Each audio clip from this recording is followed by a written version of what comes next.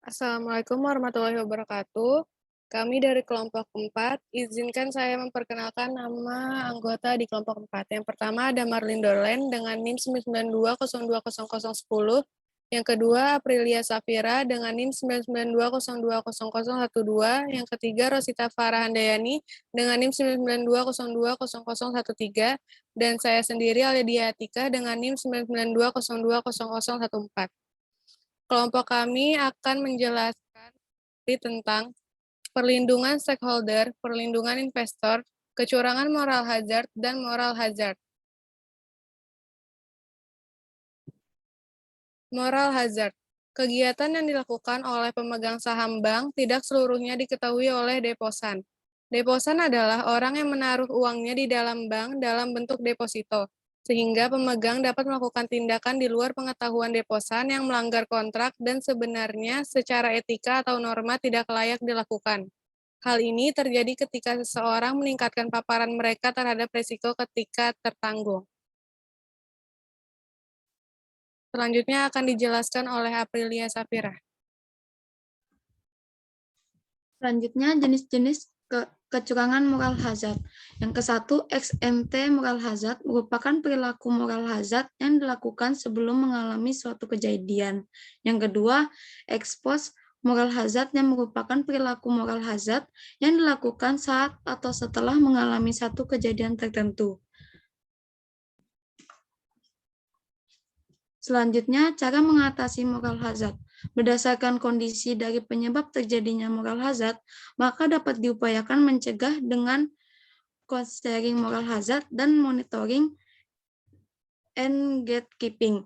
Cost sharing merupakan metode yang standar digunakan oleh perusahaan asuransi kesehatan dan disebut juga partial insurance contract. Dengan cost sharing diharapkan insur ikut membiayai harga pelayanan kesehatan.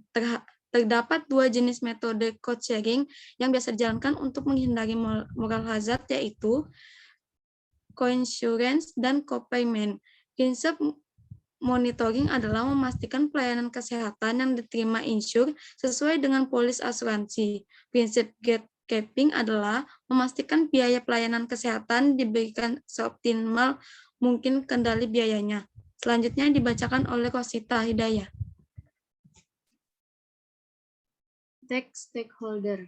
Menurut Freeman 1984, mendefinisikan stakeholder sebagai kelompok atau individu yang dapat mempengaruhi dan atau dipengaruhi oleh suatu pencapaian tujuan tertentu.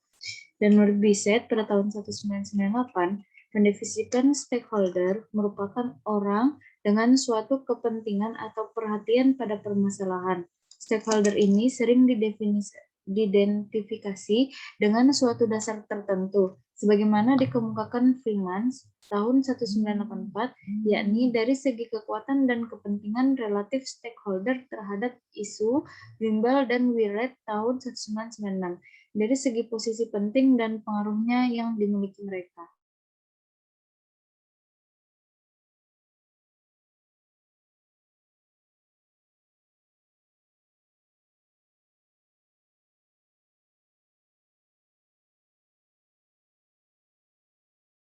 Bentuk pendekatan stakeholder menurut Budimanta dan kawan-kawan. Old Corporate Relation menekankan pada bentuk pelaksanaan aktivitas perusahaan secara terpisah, di mana setiap fungsi dalam sebuah perusahaan melakukan pekerjaannya tanpa adanya kesatuan di antara fungsi-fungsi tersebut. New Corporate Relation menekankan kolaborasi antara perusahaan dengan seluruh stakeholder-nya, sehingga perusahaan bukan hanya menempatkan dirinya sebagai bagian yang bekerja secara sendiri dalam sistem sosial masyarakat, karena profesionalitas telah menjadi hal utama dalam pola hubungan ini. Selanjutnya akan dilanjutkan oleh Marlin Dolen. Perlindungan investor. Syarat-syarat permodalan yang asetnya dapat perlindungan. Yang pertama, menitipkan asetnya dan memiliki rekening efek pada kustodian. Yang kedua, dibukakan sub-rekening efek pada lembaga penyimpanan dan penyelesaian oleh kustodian. Dan yang ketiga, memiliki nomor tunggal identitas pemodal atau Single Investor Identification dari lembaga penyimpanan dan penyelesaian. Kriteria perlindungan investor yang tidak berlaku bagi permodalan.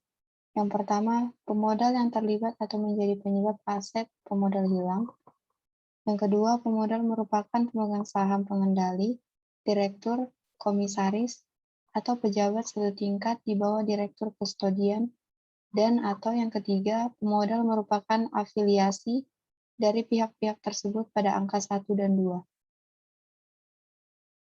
Sekian presentasi dari kelompok kami, kurang lebihnya kami mohon maaf, dan terima kasih.